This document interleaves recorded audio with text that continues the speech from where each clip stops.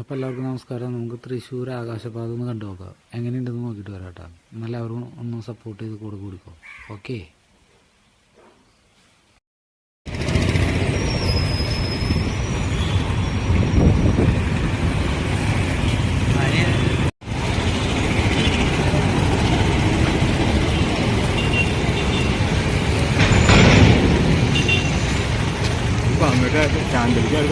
ചാനലോട്ടെ ഇതിലേ നേരം കയറിട്ട് അവിടെ തിരിച്ചു നടന്നാൽ മതി. ചേട്ടാ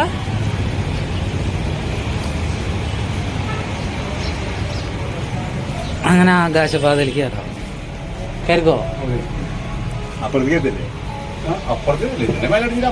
ചേട്ടാ അങ്ങോട്ട് നടന്നാൽ മതി. അങ്ങോട്ട് ഞാൻ അവിടെ ചെല്ലുമ്പോൾ കാണിച്ചു തരാം.